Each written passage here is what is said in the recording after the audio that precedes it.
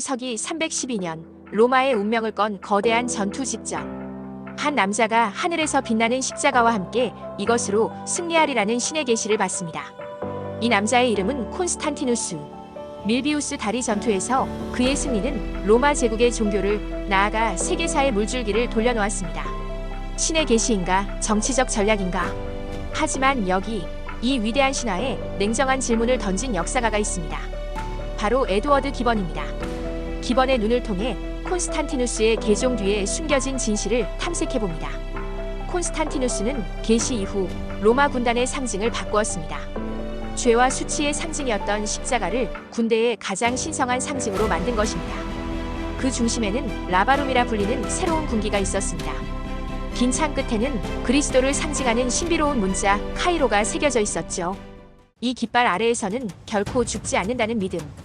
이 강력한 믿음은 콘스탄티누스의 병사들에게 불굴의 용기를, 적들에게는 설명할 수 없는 공포를 안겨주었습니다. 라바룸은 단순한 깃발이 아닌 승리를 보장하는 신의 약속이자 심리전의 최종 병기였습니다. 그렇다면 이 모든 것을 시작하게 한 신의 계시는 정말 있었던 일일까요? 그는 황제의 꿈과 하늘의 십자가 이야기를 기록한 역사가들을 황제를 위한 운병가라고 부르며 기록의 신빙성에 의문을 제기합니다. 가장 유명한 하늘의 십자가 이야기는 사건이고 무려 26년이나 지난 뒤에 기록되었습니다. 더 이상한 점은 이 엄청난 기적을 황제와 함께 목격했다는 수만 명의 병사들 중 단 한 명의 증언도 남아있지 않다는 사실입니다. 기록의 유일한 출처는 수십 년이 지난 후 황제 자신이 들려준 이야기뿐이었습니다. 기번은 이것이 역사적 진실이라기보다는 황제를 신격화하고 교회의 권위를 높이기 위해 만들어진 경건한 허구일 가능성이 높다고 분석합니다.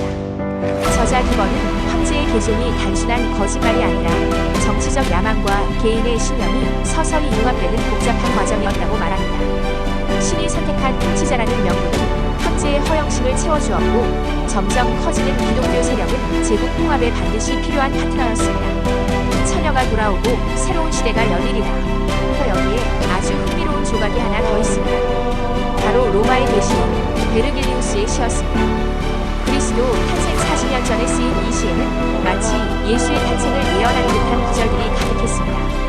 기번은 콘스탄티누스가 이 지점을 놓치지 않았다고 봅니다. 이교도의 시를 기독교의 예언으로 받아들이는 것은 로마의 전통 위에 새로운 종교의 권위를 세우는 최고의 전략이었습니다. 신의 계시가 아니라 로마의 심장부에 기독교의 깃발을 꽂으려는 냉철한 정치적 확신이 그의 마음을 움직인 것입니다.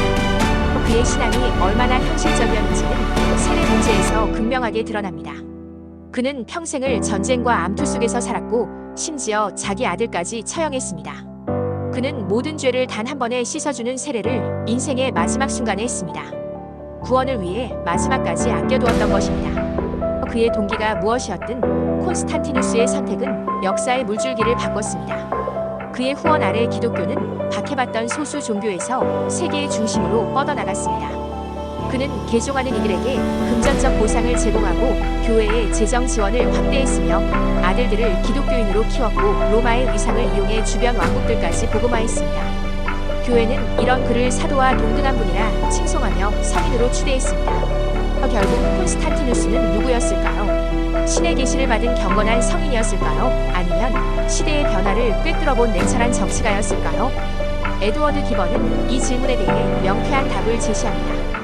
콘스탄티누스는 그 어느 하나가 아니라 바로 그 둘 모두였다는 것입니다. 신앙심과 정치적 계산, 종교적 열정과 현실적 판단이 한 사람 안에서 복잡하게 얽혀 있었기에 그는 개인을 넘어한 시대를 나아가 인류 역사의 흐름 자체를 바꿀 수 있었던 것입니다. 바로 이런 인간의 복잡함과 모순이야말로 역사를 움직이는 진정한 힘이었다고 기번은 우리에게 말하고 있습니다. 한때 가장 비참한 죽음의 상징이었던 십자가가 한 황제의 손에서 권력의 정점에 섰습니다. 그의 영혼에 깃든 것이 신앙이었는지 야망이었는지는 알 수 없지만 분명한 것은 그 거대한 역설이야말로 이후 2000년의 세계사를 관통하는 역사적인 의문으로 남았습니다.